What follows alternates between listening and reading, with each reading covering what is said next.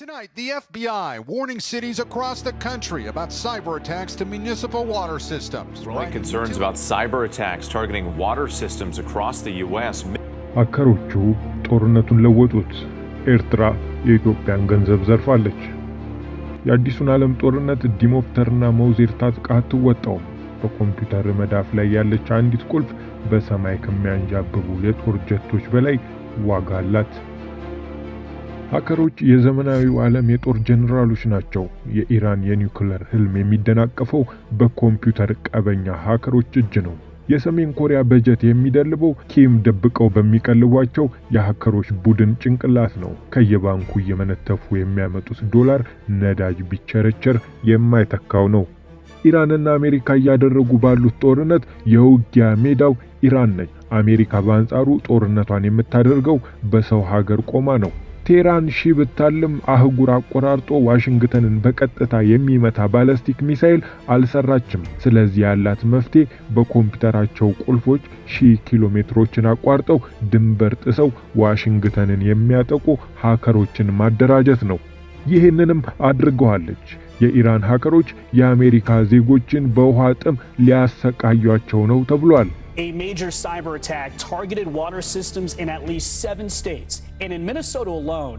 በዛሬ መሰናዷችን ሃንዳላ ስለተባሉ የዓለም ስጋት የሆኑ የኢራን ሀከሮችና በአሜሪካ ላይ ስላደረሱት ጥቃት እናጫውታችኋለን። በሌላ መረጃ ደግሞ ኤርትራ ከኢትዮጵያ ስለዘረፈችው 3.7 ቢሊዮን ዶላር እንነግራችኋለን። አብራችሁን ቆዩ።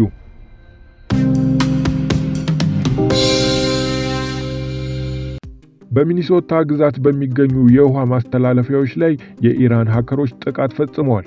ይህንንም ጥቃት ተከትሎ በግዛቲቱ በርካታ አካባቢዎች ነዋሪዎች የውሃ እጥረት አጋጥሟቸዋል። በየዕለቱ ውሃን ከቧንቧቸው የማያጡት የሚኒሶታ ግዛት ነዋሪዎች በኢራን ሀከሮች በተጠለፈ የውሃ ማስተላለፊያ ስርዓት ምክንያት የውሃ መቋረጥ ገጥሟቸዋል። ይህንንም ዜና ዓለም ጉድ ሲል እየዘገበው ይገኛል። Alone, more than 30 municipal water systems have been targeted, and a senior law enforcement official has told. ጥቃቱ በአሜሪካ 7 ግዛቶች ውስጥ በመጠጥ ውሃ ስርዓቶች ላይ ነው የተደረገው። የአሜሪካው የደህንነት ምርመራ ተቋም FBI በሀገሪቱ 7 ግዛቶች የውሃ መሰረተ ልማቶች ስርዓት ላይ የተቀናጀ የሳይበር ጥቃት መፈጸሙንና በዚህ ጥቃት ምክንያት የውሃ አገልግሎት መቋረጡን አረጋግጧል። ከዚህ ጥቃት ጀርባ ሃንዳላዎች እንዳሉ ታምኗል። ጥቂት ስለ ሃንዳላ። በመካከለኛው ምስራቅ እያደገ የመጣው የጂኦፖለቲካ ውጥረት ከመሬት ከባህርና ከአየር ውጊያዎች አልፎ ወደ ዲጂታሉ ዓለም ተሸጋግሯል። ከዚህ የሳይበር ጦርነት ግንባር ቀደም ስማቸው ከሚነሱት ቡድኖች መካከል የኢራን መንግስት ድጋፍ እንዳላቸው የሚነገርላቸው ሃንዳላ የተሰኘው የሀከሮች ስብስብ ይገኝበታል። ቡድኑ በተለይም በእስራኤልና በምዕራባውያን ተቋማት ላይ በሚሰነዝራቸው ውስብስብና አውዳሚ የሳይበር ጥቃቶች ምክንያት በዓለም አቀፍ የሳይበር ደህንነት ተመራማሪዎች ዘንድ ከፍተኛ ትኩረትን አግኝቷል። ሃንዳላ የሚለው ስም የተወሰደው ታዋቂው ፍልስጤማዊው የካርቱን ባለሙያ ናጅ አልአሊ ከሳለውና የፍልስጤም ሕዝብ የመቋቋምና የመብት ተጋድሎ ምልክት ከሆነው የ10 ዓመት ልጅ ምስል ነው። ይህን ስም መጠቀማቸው የቡድኑን ፖለቲካዊና አይዲዮሎጂያዊ አቋም የሚያሳይ ሲሆን ሀከሮቹ ራሳቸውን የፍልስጤም ሕዝብና የኢራን ሕዝቦች አልበገር ባይነት ማሳያ አድርገው ያቀርባሉ። የደህንነት ተመራማሪዎች እንደሚሉት ሃንዳላ የተቋቋመው እንደ አውሮፓውያን አቆጣጠር በ2023 ማለቂያ አካባቢ ሲሆን ከኢራን እስላማዊ አብዮት ዘብ ከሀገሪቱ የመረጃ መስሪያ ቤት ጋር ጥብቅ ቁርኝነት እንዳለ ይታመናል። የሃንዳላ የሀከሮች ቡድን ተራ የሳይበር ወንጀለኞች ሳይሆኑ ከፍተኛ ሀብትና የቴክኖሎጂ አቅም ያላቸው አድቫንስድ ፕሪሲስተንት ትሬት የሚባሉ አካላት ናቸው። ቡድኑ ከባባድ የሳይበር ጥቃት ስልቶችን በስፋት ይጠቀማል። የከፍተኛ አመራሮችን፣ የሳይንቲስቶችንና ወታደራዊ ተቋማትን ሚስጥራዊ መረጃዎች በመስረቅ በማህበራዊ ሚዲያ በተለይም በቴሌግራም ይፋ ያደርጋሉ። የመረጃ ቋቶችንና የኮምፒውተር ሲስተሞችን ሙሉ በሙሉ የሚያደቁና መልሰው እንዳያገግሙ የሚያደርጉ አውዳሚ ቫይረሶችን ይለቃሉ። ከሱ በኋላ የተሰረቁ መረጃዎችን በመጠቀም የህዝብ ስጋትና ሁከት ለመፍጠር የተሳሳቱ መረጃዎችን እንደሚያሰራጩም ይነገራል።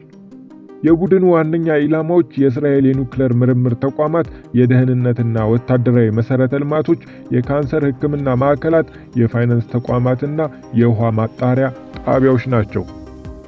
በተጨማሪም ለእስራኤል የቴክኖሎጂና የፋይናንስ ድጋፍ ያደርጋሉ ተብሎ የሚጠረጠሩ የምዕራባውያን ኩባንያዎችንም ኢላማ ያደርጋሉ። አንዳላ ከሌሎች የሃኪንግ ቡድኖች የሚለየው ጥቃቶቹን በሚያከናውኑበት ፍጥነትና የጥቃቶቹ አውዳሚነት ነው። የኢራንና የእስራኤል ቀጥተኛ ወታደራዊ ግጭት በተፋፋመባቸው ወቅት አንዳላ በወታደራዊ ራዳሮችና የቅድመ ማስጠንቀቂያ ሲስተሞች ላይ ጥቃት ማድረሱን በመግለጽ የመረጃ ጦርነቱን አፋፍሞታል። በአጠቃላይ የአንዳላ ሃከር ቡድን መከሰት የሚያሳየው የወደፊቱ የመካከለኛው ምስራቅ ጦርነት በመሳሪያ ብቻ ሳይሆን በዲጂታል የሳይበር ግንባርም የሚወሰን መሆኑን ነው። ቡድኑ አሁንም የሳይበር እንቅስቃሴውን አጠናክሮ የቀጠለ በመሆኑ ለዓለም አቀፍ የሳይበር ደህንነት ተቋማት ትልቅ ስጋት እንደሆነ ታምኗል። ወደ ወቅታዊው የጥቃት መረጃቸው እንመለስ። በሚኒሶታ ግዛት ብቻ ከ30 በላይ የውሃ አገልግሎት ስርዓቶች ላይ የሳይበር ጥቃት መፈጸሙና የውሃ አገልግሎት መቋረጡ ነው የተሰማው። ምንም እንኳን FBI ከዚህ የሳይበር ጥቃት ጀርባ ያለውን አካል ይፋ ባያደርግም የአሜሪካ መገናኛ ብዙሃንና የዘርፉ ባለሙያዎች ግን ኢራንን ተጠያቂ ያደረጉ ይገኛሉ። ከዚህና መሰል የሳይበር ጥቃቶች ጀርባ ሰሜን ኮሪያና ኢራን ሊኖሩ እንደሚችሉ በስፋት ይገመታል። የአሜሪካ ውጭ ጉዳይ ሚኒስቴር የጸረ ሽብርተኝነት ዲፓርትመንት የቀድሞ አማካሪ የሆኑት ሞርጋን ራይት ለቢቢሲ በሰጡት ማብራሪያ ይህንኑ ሐሳብ ተጋርተዋል። አሁን ላይ ከአሜሪካ ጋር ግጭት ውስጥ ያሉት ኢራናውያን እንደመሆናቸው የሳይበር ጥቃት ሊፈጸም የሚችለው በኢራናውያን እንደሆነ ነው ባለሙያው የሚገልጹት። የዋይት ሃውስ የቀድሞ ምክትል የሳይበር ደህንነት ዳይሬክተር የሆኑት ጄክ በርዋን ደግሞ የትራምፕ አስተዳደር ከኢራን ጋር የመረጃ ጦርነት መግባታቸውን አስታውሰው ኢራን ጥቃቱን ብትፈጽም እንኳ የትራምፕ አስተዳደር ይህንን ጥቃት ማመን አይፈልግም ብለዋል። በእርግጥም ፕሬዝዳንት ትራምፕ ባሳለፍነው አርብ በነበራቸው የካቢኔት ስብሰባ በሀገራቸው ላይ የተቃጣውን የውሃ መሰረተ ልማት ስርዓት የሳይበር ጥቃት የዲሞክራቲክ ፓርቲ አመራሮች ድክመት አድርገው ነው የቆጠሩት። ፕሬዝዳንቱ በ7 የሀገሪቱ ግዛቶች ላይ ይህ የሳይበር ጥቃት ቢፈጸምም ተጠያቂው የሚኒሶታ ገዢና የዲሞክራቲክ ፓርቲ አባል የሆኑት ቲም ዋልዝ መሆናቸውን መግለጻቸው በእርግጥ የቴህራን እጅ ከጥቃቱ ጀርባ ይኖር ይሆን የሚለውን ስጋት አጠናክሮታል። የሚኒሶታው ገዢ ዋልዝ ለዚህ የትራምፕ ውንጀላ በሰጡት ምላሽ ከዚህ ጥቃት ጀርባ ኢራን እንዳለችበት ትራምፕ ራሱ በደንብ ያውቁታል ሲሉም ተናግረዋል። ኢራን ስለዚህ ጥቃት እስካሁን ያለችው ነገር ባይኖርም በፈረንጆቹ 2014 በአሜሪካ የውሃ መሰረተ ልማቶች ላይ፣ በፕሬዝዳንታዊ ምርጫ ላይ፣ ሆስፒታሎችና የላስ ቬጋስ ቁማር ቤቶች ላይ መሰል የሳይበር ጥቃት መፈጸሟን ጎልቶ ይጠቀሳል። በፈረንጆቹ 2016 ኢራን በኒውዮርክ ከተማ ባንኮችና ግድቦች ላይ የሳይበር ጥቃት ፈጽማለች በሚል ከተወነጀለች በኋላ የሀገሪቱ የውጭ ጉዳይ ሚኒስተር ቃል አቀባይ አሜሪካ ለዚህ ውንጀላዋ ተጨባጭ መረጃ ታምጣ ሲሉ መሟገታቸው አይዘነጋም። በወቅቱ የኢራን ውጭ ጉዳይ ሚኒስተር ቃል አቀባይ የነበሩት ሁሴን ጃብሪ እንደገለጹት አገራቸው መሰሉን ወንጀል እንደማትፈጽምና እንደማትደግፈውን በመግለጽ ነበር ዋሽንግተን ያለ መረጃ ስም እያጠፋች ነው ሲሉ ምላሽ ሰጥተው የነበረው። ኢራን ከሀገሯ ባሻገር በተለያዩ የዓለም ክፍሎች እነዚህን የሳይበር ጥቃቶች የሚፈጽሙ ቡድኖች ማቋቋሟ የሚነገር ሲሆን አንዳላ የተሰኘ ቡድን ደግሞ በቀዳሚነት ስሙ ይጠቀሳል። ቢቢሲ እና ሲቢሲ እንደዘገቡት ደግሞ ከአንድ ወር በፊት እንኳ አሜሪካ በኢራን የውሃ መሰረተ ልማት ላይ ጥቃት ከፈጸመች በኋላ የኢራን መረጃ መንታፊዎች የካሊፎርኒያን የውሃ መሰረተ ልማት ስርዓት ላይ የሳይበር ጥቃት ፈጽመዋል። ታዲያ መሰሉ የሳይበር ጥቃት በአሜሪካ ላይ ምን ያህል ጉዳት ያስከትላል ለሚለው የዘርፉ ባለሙያዎች ምላሽ አላቸው። ኢራን በአሜሪካ የውሃ መሰረተ ልማት ስርዓቶች ላይ የምትፈጽመው የሳይበር ጥቃት በውሃ አገልግሎቱ ላይ ያን ያህል ጉዳት ባያስከትልም የሀገሪቱ ሕዝብ በመንግስቱ ያለው እምነት እንዲሸረሸር የማድረግ አቅም አለው ባይ ናቸው። ነገር ግን ባለሙያዎቹ የኢራን መረጃ መንታፊዎች የሆነ ጊዜ ላይ በአሜሪካ የውሃ አቅርቦት ላይ የከፋ ጉዳት ሊያደርሱ የሚችሉበት እድልም ስለመኖሩ ይጠቁማሉ። መሰል ጥቃቶች ለሕክምና ጥቅም ላይ የሚውሉ ኬሚካሎች አጠቃቀም እንዲዛባ በማድረግ የውሃ አገልግሎት እንዲቆራረጥ በማድረግና የመሳሪያዎች ብልሽት እንዲከሰት በማድረግ ከባድ ጉዳት ሊያደርስ እንደሚችልም ነው ስጋታቸውን የሚጠቅሱት። በኤርትራ የታፈነው የኢትዮጵያ ሀብት። የኢትዮጵያ አየር መንገድ ኤርትራ ውስጥ የተያዘበትን ገንዘብ ለማስለቀቅ ወደ ክስ ቢያመራም በፖለቲካ ውሳኔ ምክንያት ከፍተኛ ገንዘቡ እንደተያዘበት ተናግሯል።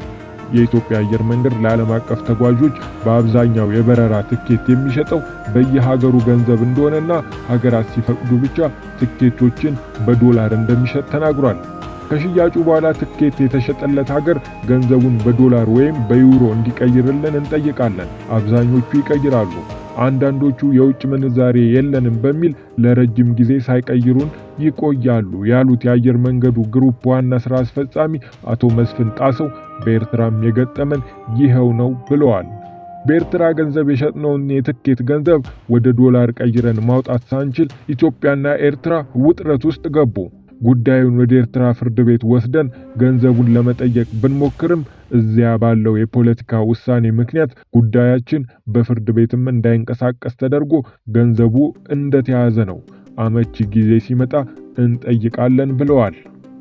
ከዚህ ቀደም እንደተዘገበው ከሆነ በኤርትራ የተያዘው ገንዘብ 3.7 ቢሊዮን የአሜሪካ ዶላር ሲሆን በዚህ መንገድ በተለያዩ ሀገራት የተያዘባቸው ገንዘብ እንዳለ የጠቆሙት ዋና ስራ አስፈጻሚው አቶ መስፍን የተጠራቀመ በጣም ብዙ ሲሉ የገለጹት ገንዘብ በተመሳሳይ በሩሲያና በሞዛምቢክ ሀገራት ተይዞብናል፣ ለማስለቀቅም ጥረት ላይ ነን ብለዋል።